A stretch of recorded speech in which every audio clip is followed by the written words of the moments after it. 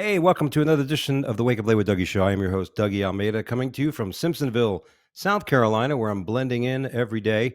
We have a great show to you, and I'm going to get right to it. My former coach, good friend, and soccer icon, Mr. Thomas Rongen, is with us today. Welcome, Thomas. Hey, but by the way, that intro will wake you up regardless what time of the day it is. That's brilliant. I love Yeah, it. exactly. You know, Thanks it's for having funny. me, Doug. Oh, thanks for doing this, buddy. And I'm glad because now with so much going on, I was surprised that you would even do it. I figured, you had a red carpet, you had maybe entertainment tonight. I'm hoping I can get you on the show. Yeah, no, yeah, you're a lucky man. In between the Washington Post, the LA Times, the New York Times, Esquire, Time Magazine, People Magazine, because due to the strike, Fassbender couldn't. I've been in Berlin, London, LA, Toronto, and finally 3 days ago, the strike allowed the actors to be actively part of promoting the movie. So I've done all the heavy lifting for Fassbender last month. It's been a fun ride, but I'm over it a little bit. And let's catch up our viewers. But Thomas, soccer, played Ajax, played for the Dutch national team, the Fort Lauderdale Strikers, the Diplomats. I don't remember other teams. You came here with Johan Cruyff, one of the greatest players, top 5 players in the world ever, I would say at least. You coached national teams. You coached me as a goalkeeper in college, and I that must have been know. really hard. Remarkable. You're almost the level of American Samoa, but a little better. Yeah, well, this is now, and now, as a coach, now a movie's been written about a moment in your life where you coach the Samoan national team, who were Yep. basically the bad news bears of international soccer. Yeah, pretty much. If that meant that the Bad News Bears were the worst team in the world, then yeah, you can relate to that. They were ranked last in the FIFA rankings, 204 countries. They were 204th, not won a game in 20 years, not scored a goal in 20 years, lost 31-0 against Australia, which is the worst ever qualifying defeat. And here's TR, 31. Hold on a taking, by second. the way, 3 days to get to American Samoa because only 2 flights a week go from Hawaii to the island. So, yeah, but hey, Michael Fassbender is playing in the movie. How's your day going, Dougie? Yeah, exactly. This is so the movie was written. Next Goal Wins, and Michael Fassbender, who, if you are movie buffs out there, he plays X-Man. He is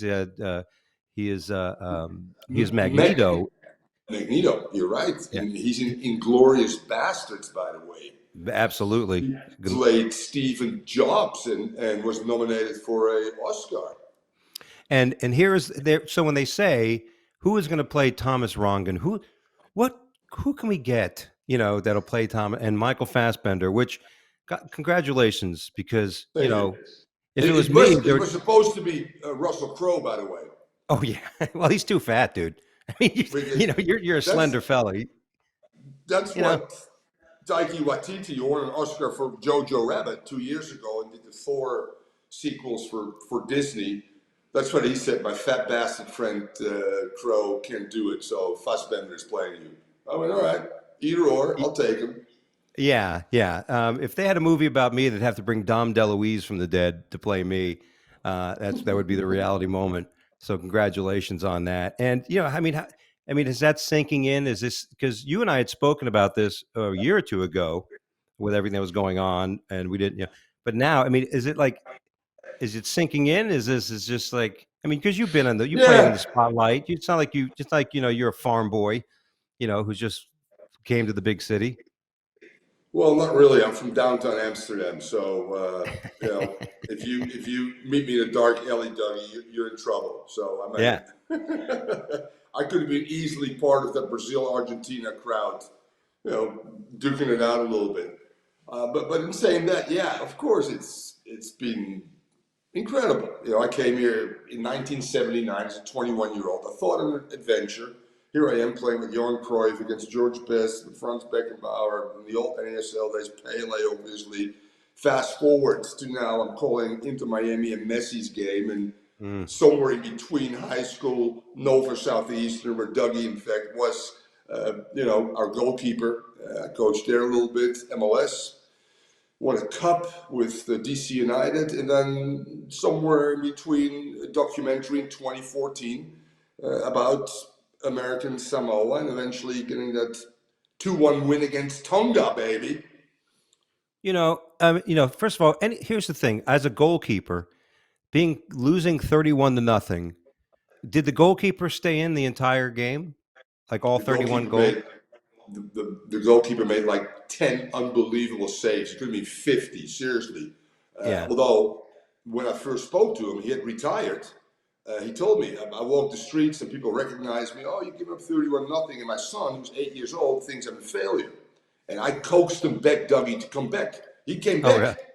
Yeah, and finally he wins 2-1, and he comes up to me after the game. He's crying. He goes, "My son thinks I'm a hero, coach." I mean, those are great moments, obviously, for him and for me as well. The redemption, the underdog story of the team, but also of him giving up 31 and finally winning a game. Yeah, that's can't make up Who? that stuff.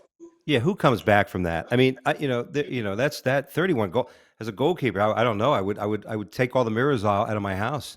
I would be like, I just can't. It's like one, two, three, four. I mean, 31 goal, dude. It's amazing. So what? So in the win, what was the main component of the win? That Uh, what? it, it was Nicky Salupa, that's the goalkeeper. It was the first transgender that ever played in a male World Cup qualifying game, Jaya Salua. And it was a 17-year-old who scored the winner in Luani, Shalom Luani. And going to the Shalom story, after 3 days on the island, I give him a day off, and I go to the president. What's going on? He goes, "Well, there's a American high school football final. Rugby and football are the two big sports in Polynesia and those countries." So I go there. I see this running back who's 17. I think he's a freshman or a junior. And I go, "I want that guy." He goes, "He's never played soccer." I go, "I don't care." I had one guy in midfield that was a good passer. And if I could teach this guy not to run off sides, I knew that a lot of through balls and he would get a lot of 1v1. So for 2 weeks, I did specific through ball training and how to finish. And he finishes the winner, the 2-1. Fast forward 10 years later, I get a call, goes, "Coach, you remember I'm Shalom?" "Oh, of course, Shalom." "Yeah, he scored the winner." "Yeah, I'm in Miami, and I'm starting safety for the Oakland Raiders. I got 2 tickets for Oh you against the shit. Dolphins." I mean, how crazy is that? That is amazing. The through ball for the non-soccer is basically when somebody has the ball and there's guys on your side of the field, and then he's going for it, and they, like Gretzky says, pass the puck where you're going to be. The ball is placed where he's going to There be, you and he go. breaks through and makes his way to the end goal. Yeah, that's amazing. Correct. He had the Gordie Howe hat trick, a goal, an assist, and a yellow card. Oh yeah. Wow. Yeah, Well, you can use that one in your next show if you want. I will. I will. Somebody asked me. We did an interview one time. There's like, what would be like the equivalent, like if you bomb on stage as a comic, like because that's one of the worst things. You be on stage and nobody's laughing. You're bombing, right? The only thing I can equate to that with soccer would be an own goal, right? Like, Oh, oh, you know OG what I mean? baby. You know what I Yeah, mean? no. So we're gonna get into that a little bit. Um, all right. What enticed? Listen, how do you take the job to coach the worst team? Like, I mean, I know you. I know. Uh, I know an answer because you love the underdog. You like building. yeah, But none of that above. I got a call in 2010. I was the head coach of the U.S. under 20 national team, which means you have breaks because you go to tournaments to prepare for qualifying and eventually the World Cup, which for the under 20s, the U.S. men's national team is every 2 years. So I sometimes I get a month and a half. So I get a call from our president, Sunil Gulati, and he's going, "We have a territory called American Samoa, and they need some help in preparing for World Cup qualifiers. Do you want to go?" So I'm in a bar, going to a buddy to me. "Where's American Samoa?" He goes, "Next to Fiji." So I go without knowing anything. I go, "Yeah, I'm in." Fiji. I put the phone down, I Googled them, and then I find out they're the worst team in the world. So I took it because I'd never been to the continent. It was the last continent I needed to Yeah, conquer, Dougie. I did. yeah, the true Viking in you. Then then Thank you.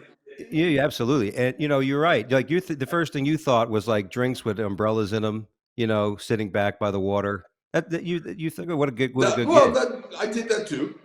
I Yeah, stayed okay, in the nicest hotel, which is probably equivalent to a 3-star in my own little, whatever. And yeah, there were some daiquiris, some nice, Heineken, there was nice. some island shots. Very interesting. Now the movie had come out, or is it? I thought it was Thanksgiving. No, it's out now, Dougie. It Oh, okay. grossed Geez, I got 10.2 million in 2 days. Thanks for wow. coming. And the only thing I got out of it is a next Go Wins T-shirt from Disney. T-shirt. Thank you, Disney. Yeah, very nice. Royalties? No, Uh, Mr. Rongen, you got no chance. oh, really? Yeah, I was going to go into that as the fiduciary. I mean, I want to know if you had any part in the movie, if you had any skin in the movie, as they'd say, No any back skin in end. this movie, No. but Hmm. a potential documentary. The curious case of, or the curious tale of Thomas Rongen. Because everybody wants to know who the fuck is Thomas Rongen. Yeah, yeah. Thomas, Or that's Thomas, what people suggest. I'm not so sure if they want to know really who Thomas Rongen is, but and I guess we can because there was a doc. Me and Alfred went to Nova yeah, University, and we you're in the filmed a. sizzle, by the way. Oh, we're in the sizzle. Yeah, Oh, yeah, you great! were I could. great. This great line, blah, blah, blah. Elvin is talking about the 6-pack, me smoking, 2 packs of Cameron unfiltered, and he's going, yeah, I didn't know that my father was from Amsterdam. Funny line. Well done. Yeah, man. That's what I'm there for. But dude, all right. So the movie, this is great. I saw the clip, one of the previews of the movie so far, and it's so funny. You guys are sitting there on the ground, and the guys are supposed to jump over you because you're teaching trust, to trust your teammates. Believe in each other. Great lesson. Yep. And then, of course, this somewhat larger fella starts running towards you, and it sounded like you. I mean, I thought Michael did a great job acting like you. He goes, "No, you go around." You go around. You Yeah, go around, you yeah. fat fuck. You know what I mean? I That pictured you at happened that point. in the documentary, and he brought that back in the movie as well. Though Taiki Waititi took quite a few liberties of changing, obviously the docu, because otherwise he goes, you might as well watch the docu. I love what he did actually. He wanted to give his people. He's from New Zealand, from a Maori tribe, so he's indigenous. So he says, "These are my people, the Polynesian people. And Yeah. we live in the margins at times." And at the end of the day, he goes, "It's a brilliant underdog story, biggest sport in the world that I don't know much about." He said, "I'm a rugby guy." And 50% plus of the actors are from Samoan ancestry, which I love about him. He wanted to go back to his roots, he said. I made all these Yeah. big movies, and I want to go back to what I love doing, actually, which includes some comedy. And he's like Tarantino, but funnier. He plays in most of his own movies, which he does in this one as well. Yeah. Yeah. And I think it's, we mentioned, I read that about an article where he said that, where they took it in some different directions, but yeah, what are you going to do? That's creative, and stuff like that. But yeah, so, all right. So let's talk about, let's talk about, oh, I lost my screen here, buddy. Let's talk about some of the days, like, coach used to drink with us. I don't know if we could say this now, but we used to go out after the games. Yeah, Most of the Swedes on our team were in their 20s, which was odd. yeah. you know, I'm like And 19 years old in college, and I'm with this guy's very like early 23. already, like alcoholics, by the way. Oh my Yeah. God. Those The- Vikings, they can drink, Dougie. if you play soccer with a Viking, that means, like you said, you smoking Camels unfiltered. And you still look like the lizard man out there. This guy was in the greatest shape, like, and I'm dying just to get the Cooper's test done. I'm every year preseason I got to do 2 miles in 12 fucking minutes, and Right. everybody, the Swedes, are sitting there. Come on, Dougie, you fucking, it's like a cheering section. Meanwhile, you guys are drinking vodka before you did it, and shooting. And then I'm here. I'm like training for, like, I'm going to the Olympics just to do 2 miles in 12 minutes. And I will say this, and on full disclosure, I'm sure there was a few times I didn't make it. Like, I'm sure the watch stopped for me on the last quarter mile It, somehow. it did, because I also knew that you would be the starter. So I'm going, okay, this is a fine line. He said 13 minutes, 21 seconds. How do I finagle it? Dougie, yeah. You got a minute and a half left for the last 200 meters, said Dougie. You're right on time. 10 minutes, 30 seconds. You might Yeah. break the record. And there he Yeah. rolls in around 15 minutes and becomes the starter. Well done, Dougie.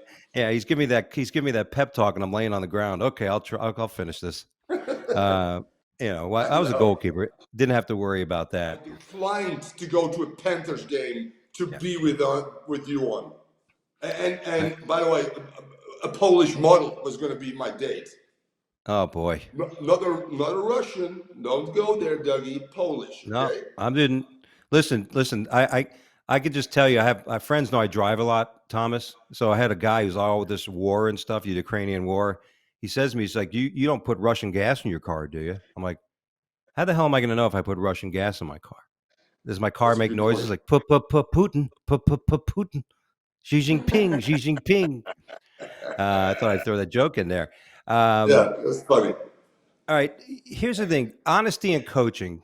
Tell me about this, Coach. How important is honesty in coaching? It's look at the younger generation of coaches now, and then let's use the guy at the Dolphins. I go to most of the Dolphins games. McDaniels, emotional intelligence. Uh, they show that they're vulnerable at times, which I think is healthy. Things I didn't do early in my career. You know, Dougie was pretty direct. It was Dutch, so it was in your face, and honest as well. Which I think at the end of the day, most players rather have that level of directness than beating around the bush.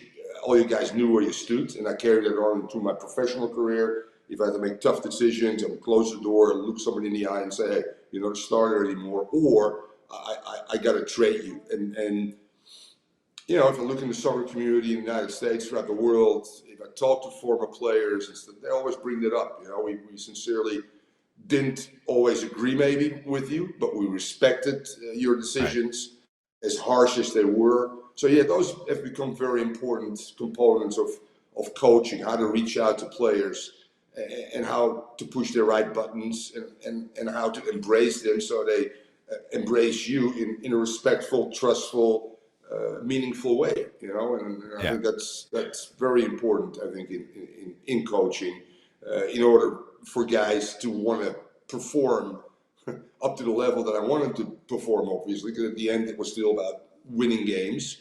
Um, but I'm telling you, man, that month in Polynesia taught me so many things. If I would go back into coaching, I would be a much better coach, quite frankly, having been there and dealing with a group of humans that want to desperately make their country proud and haven't been able to do that for 2 decades, you know, not scored a goal for 2 decades, but keep coming back. And their mantra, you know, early on was, Coach, the last time we played Tonga, we lost 21-0. If we can keep it at 15, that would be success, Coach. Am I correct? Yeah. No. What? Excuse me? So Yeah. for me I'll, to change those losers into winners, because the day against Tonga, when I do my last spiel, you know, we get emotional, and I look in their eyes and I go to myself, I think they believe they can win, and they went out winning, and that was rewarding personally, but more so for that small island nation. You know, brilliant. well, let me ask you this because obviously the Samoan people are very hardy. Like, they're not like lazy. These are people, you know what I mean? It's great as a coach. Like you have all this the energy, right? This raw energy and talent and just belief and positive stuff, but you don't, I say talent, but you don't have the talent. So, what was like, you said, let me just get to the basics. Like what, like you had all that energy for these guys to turn it around, but you basically said, what was the key for you to say, this is what I need to get them to do? Yeah, well, after I found out when I said yes that they were the worst team in the world, I did look at some video. I looked at some opponents as well, and I knew the margins were a lot slimmer than 22 or 24 nothing. If I tweaked just a few things tactically, made them better technically, which is not easy in 3 weeks, quite frankly. They weren't fit, although they thought they were fit.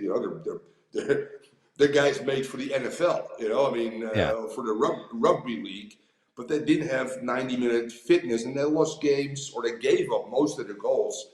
I would say the last 20 minutes of the game. So I knew in 3 weeks I could make some strides there. The biggest one, as I said again, was team building, both on and off the field, that allowed that team to finally believe. And then that was the biggest triumph, I think, as well. As I said again, I tweaked a few things. I knew of the static high lines of some of the opponents, that play that way. Yeah.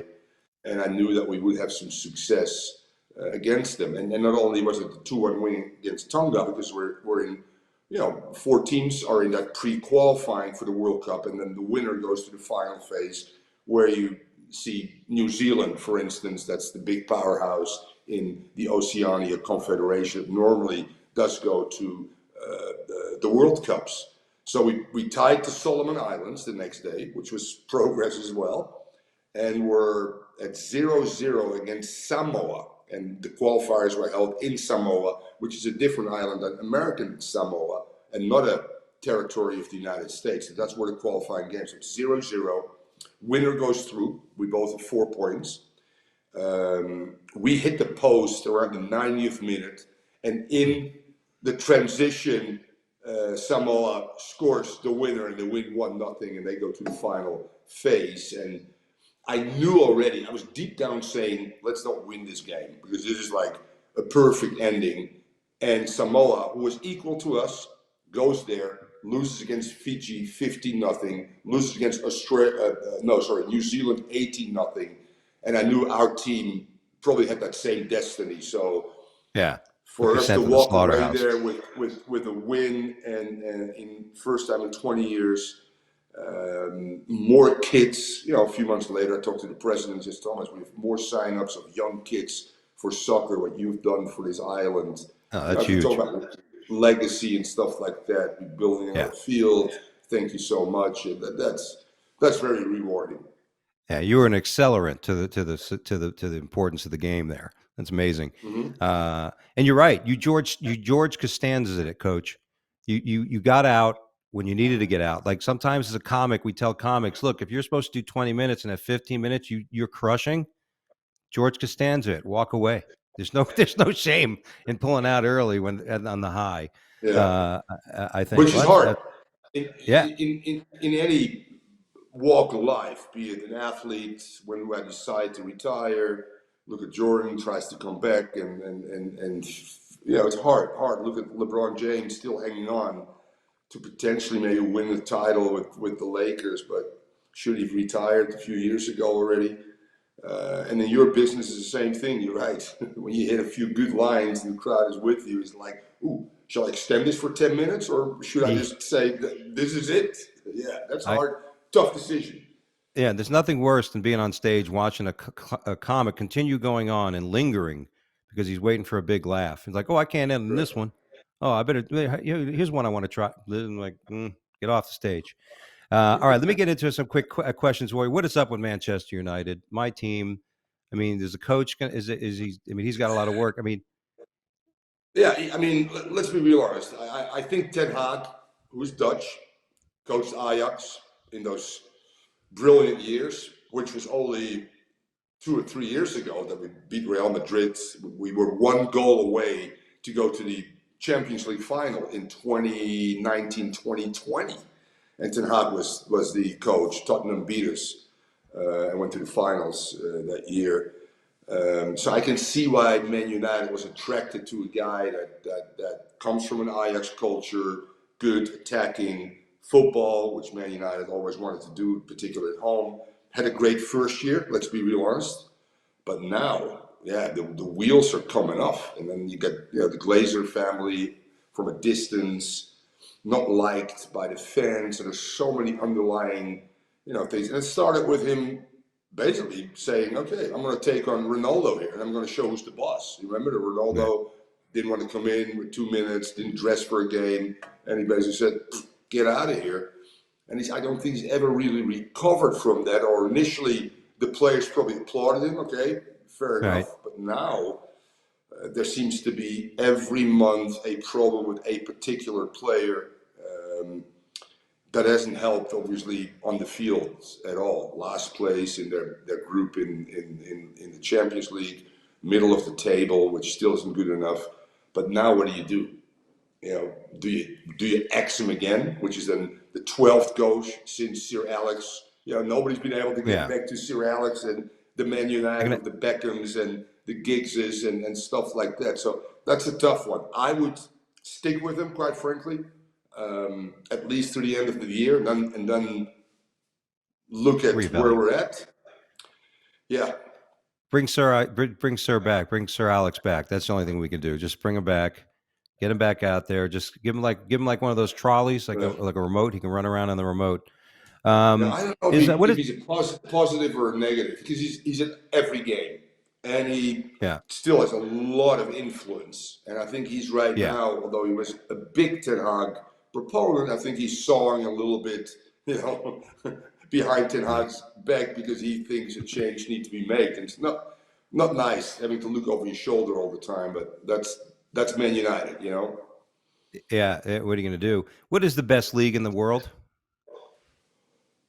Yeah, you can arguably say it's Serie A last year with what was it, 3 out of the 4 semifinalists were from Serie A. Napoli, Inter, Milan.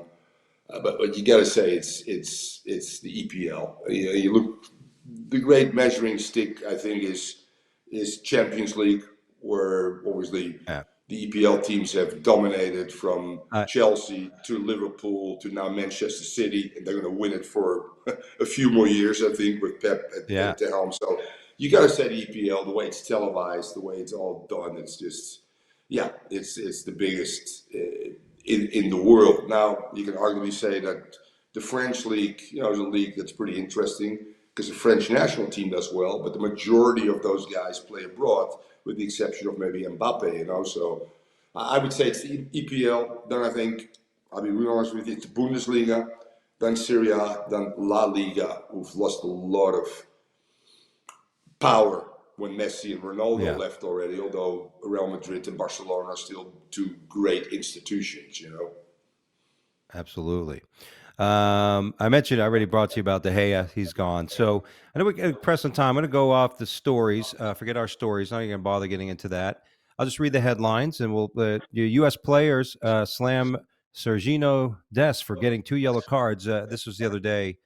Um, the U.S. national team was playing Trinidad Tobago, and a guy, stupid foul or stupid thing, got 2 yellow cards, kicked out of the game, and ended up losing 2-1 to Trinidad Tobago. Well, we're ahead 3-2 in the aggregate, or 4-2, whatever it was. So, I mean, bonehead Yeah, plays. Do you know any bonehead that plays that you remember, Thomas? You were a that part could of, have or been you? catastrophic. You remember we didn't go to the 2018 World Cup because we didn't get a result we only needed to draw TNT and we lost 1-0 and don't make it to the 2018 World Cup when I was the head scout for Bruce Arena. So I suffered for many Yeah, years. And this could have been the same, quite frankly. Thank God it was only a 2-1 loss. And we now get that berth to the Copa America, which will be held next year in this country, where Argentina will play with Messi, Brazil, Uruguay, and the U.S. mm, men's national team. Much needed preparation, too, to get those quality games going into the 2026 World Cup. But bonehead move, absolute bonehead move. oh, The yeah, only other one I can think of is actually, which is good and bad, was the goal of the year by George Best in 1981 against the Fort Lauderdale Strikers. Away, Ray Hudson scores an offsides goal. Everybody can see it, but it stands. And Bestie is nuts. Takes the ball from the midfield, dribbles everybody, dribbles past me, waits for me to recover Dougie, to nutmeg me again and laugh at me a little bit, boop, boop, boop, and curls at one upper V. Runs to the goal, gets his ball. This is at Spartan Stadium in San Jose Earthquakes he played for. Runs up the ramp to the locker room, gets in his car, whoop, and leaves. With the ball, by the way, the game ball. We had another one, don't worry about it, it was the NASL. So the great thing is Bestie, who we all know has great history of incredible stories. if he stayed for the second half, which he didn't because he left, again with the game ball, they probably win.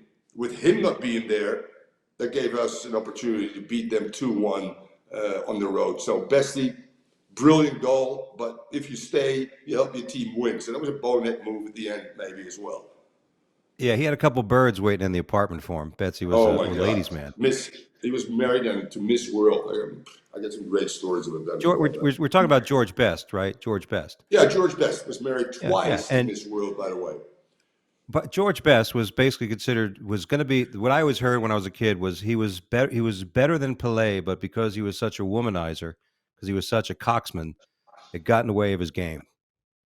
Yeah, well, not only that, he died a tragic death because his liver just collapsed because he was alcoholic as well. Yeah, Besides a yeah, well, womanizer, and besides yeah. spending all his money, and besides he's from Northern Ireland that never goes to a World Cup. But if I have to put three guys in the top three, Bestie will always be there. Fine, genius. Who your top three? Who's your Okay, I'm old school, Pele, Maradona, Bestie, new school, Messi, Ronaldo, Mbappe, Haaland. yeah? It's a pretty good game. All right, Bryce James, LeBron James' son, his youngest son, transferred back to Sierra Canyon in third move the last 6 months. So the apple doesn't fall far from the tree when it comes to LeBron's kids. You ready? Yeah. I'm going to take my talents to Sierra Canyon. I, I'm gonna take my I'm gonna take my talents now to Sierra. Oh, I'm going back to the I Cheddars. took my kids actually 3 times out of high school and moved to 3 different cities in 4 years. But that Yeah, had to do with the fact I had to go. This is ridiculous, obviously, you know. LeBron yeah, James trying to find the perfect situation for his son. The coach that will love him and play him all the time. And it's yeah, like youth soccer, you know.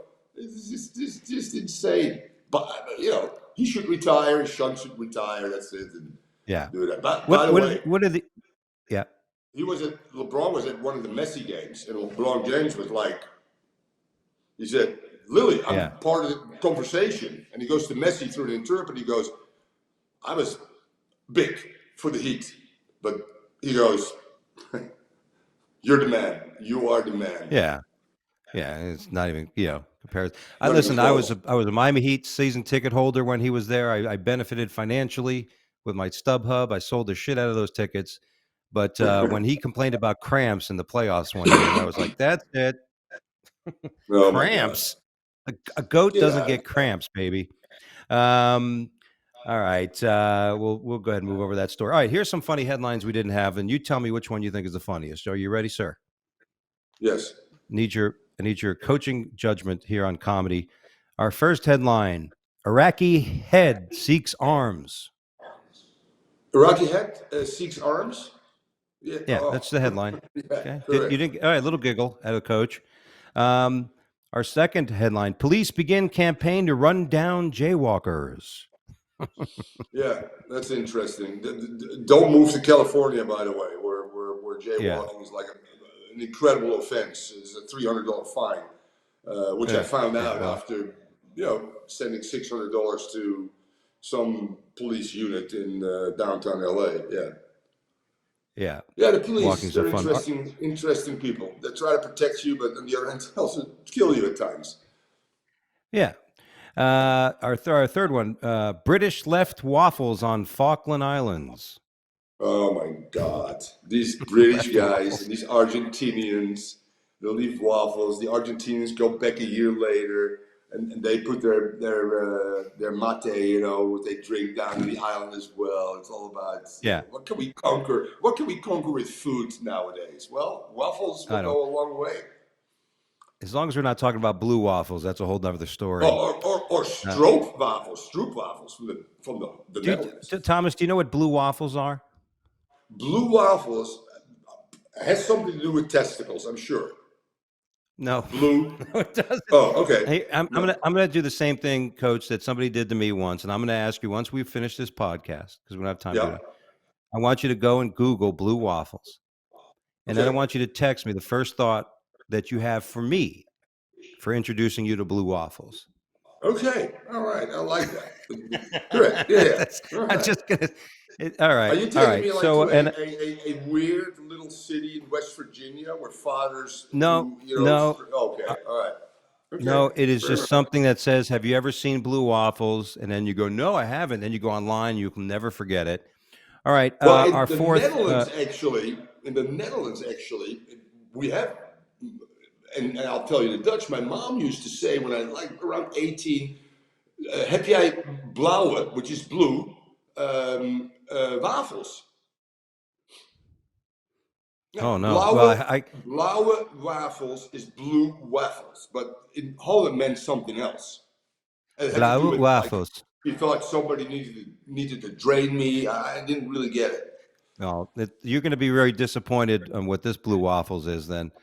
Sorry. Um, all right, another storyline. Enfield in London, couple slain. Police suspect homicide. You think Oof. so? Yeah, yeah. The English, they're And funny. in our last one, hospitals are sued by 7-foot doctors. Yeah, and tell you, you go to the Netherlands where we all are 7 feet and taller. That's a Yeah, normal occurrence, quite frankly. That happens and downtown uncirc. Amsterdam. That Amsterdam Hospital is And like they're all like we're little giants. We're little, from the Netherlands. yeah, Yeah, you ik ben guys are the Thomas. chosen. Thomas van Holland. Ja, ik ben 7 feet. Ja, hoog. Ik ben zo big. Ja, ja, ja. All the tall Dutch guys with uncircumcised penises. You're all Yeah, yeah, yeah, uncircumcised. yeah, Let's just yeah. get that straight. You're all By the Anders way, over there. are you circumcised or not? I'll say No, you something. You I'm a could. Okay, fair enough. You got a I got a helmet. That's helmet. okay. I have a Yeah. helmet. Yeah. There's a I theory got a little about linebacker. uncircumcised men that the majority, not the majority, but a high percentage, turns into mass murders because of this incredible thing they do to your body that's very painful and somehow disconnects your brain from properly thinking, and they kill people. Wow. Yeah, mass murderers Well, are all uncircumcised. all Proven mass fact. murderers are uncircumcised. Yeah, Hmm. go Google it. Well, I'm gonna go Blue take the bullets waffles out of my gun. and mass murders will be very interesting. You're Let gonna me be know your glad you thoughts. told me this after. Yeah, you'll be glad you told me this after you go look at the blue waffles. All right. There you go. And then I'm Is gonna just really blue quick. is blue spelled BLEW? No, BLUE, blue, like the color. Oh, okay. Blue. Um, Well, you know what blue waffles are? Okay. no, blue I guess and let's see. uncircumcised. Blue. Yeah, Yeah, blue and right now I'm testicles. sure there's a bunch of viewers watching, going like, "He's going to do it. Don't look." But I'll give you a I hint. The will. same thing happened when somebody asked me if I've ever looked at Two Girls, One Cup. That's another video you got to look up. Two Girls, One Oh my Cup. god. Two girls, Yeah, one you're in cup. trouble. If Oh the my god. FBI show up tomorrow, it's not my fault. Don't All right. steer me in the wrong direction. All I've been there, right, we're done going to do that, this real Dougie. quick. We're going to do this real quick. We got to run, Thomas. Quickest thought. I'm going to go over a couple things. We own goal. I say a word, you tell me for own goal. Own goal, dirtbag. Yeah. My bad. My bad? My bad. My Excuse. bad. Okay, excuse-moi. Yeah, excuse-moi. Keeper. Oh my god. When I hear keeper, in particular when you called it, I'm going to the ball because Dougie never gets there. So That was one of those truth moments where you say, Dougie, you're too short to be a professional goalkeeper. I remember that talk. And our last one, no fear. living proof right here. There you Next go. goal wins. No fear, baby. I want to thank my buddy Thomas Rongen, former coach of mine, wonderful person. Go watch Good. Next Goal Wins. It's an amazing. I I already had lied a people little bringing bit me up. about that no fear because I was driven by fear of failure, by the way, Dougie. Just to let you know. Oh yeah. All right. Well, you got to fear of success is worse than fear of failure. That was something I always remember. But please go see Next Goal Wins. A great moment in time with Michael Fassbender, plays our buddy here, Thomas Rongen. And also, hopefully that the documentary comes out where I'm in and get a little bit of me, you, and Alfred from our reminiscing. But this is the Wake Up Late with Dougie show. We thank you so much for joining us. Please look up Thomas's story and watch Next Goal Wins this weekend when you're home with your family eating turkey. God bless you all. Take a day off. Take Friday off. If your boss makes you go to work Friday, tell him, fuck you, I ain't going to work on Friday. It's Thanksgiving. Okay. Enjoy. See you guys next time right here at the same spot.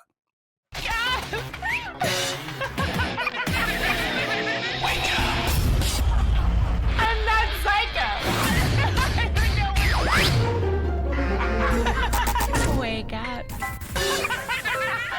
Wake up.